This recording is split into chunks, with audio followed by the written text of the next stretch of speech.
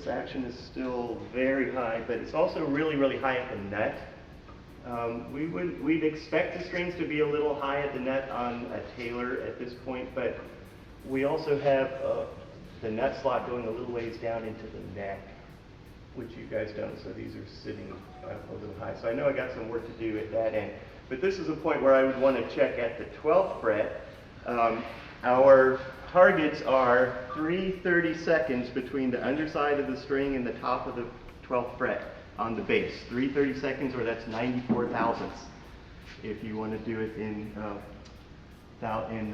decimals. I mean, no capo on any of the first fret or anything like that? Well, you know what? Actually, for this, because the nut is so high, it probably would be better for me to check with a capo on the first fret, because this is one case where the really excessive height at the nut is actually affecting the action down here. Usually you don't see much change down here, but so if I was really going to check the height analog with this, so we want 3/32 on the bass, and this is like 5/32, so it's got a ways to go. Important thing here is do not cut the net until the angle is correct, because if you cut the net first and then you change the angle to lower the action, now the net will be too low.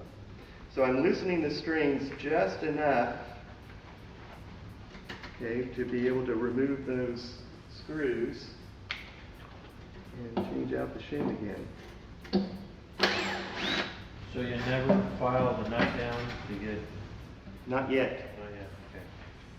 Not yet. We'd always file the nut. We never file the saddle. We never lower the saddle if we don't have to. So that was a 16. Let's just go to the extreme. The highest number I have is a 24. So if this makes it too low, then we'll know that the 20 was the best choice.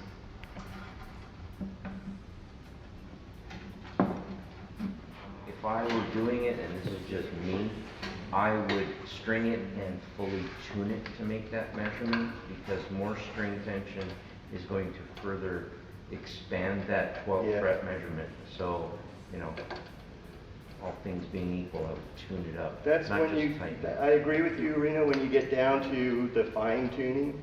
Yeah. This was so obviously high that it would have been a waste of time to go through the tuning up process.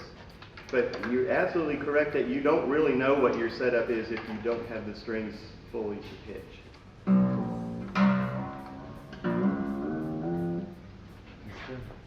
There you go. Well, I'm not seeing the results in the shim adjustments, and it may be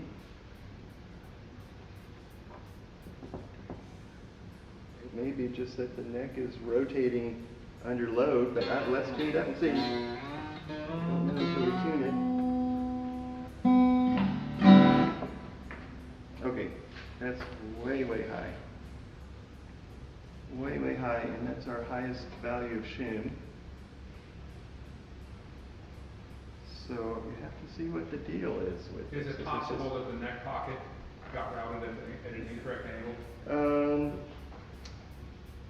No, but what I'm seeing is that it's hinging pretty radically, like right about here. You know what I mean?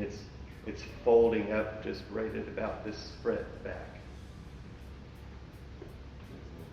Does it look better if you push the first fret down? Does it look better, closer to your desired spot? Because that's a lot of string. Not much. Not much. No. Would adjusting the truss rod to flatten the board with strings on give us a truer measurement? Could be worked a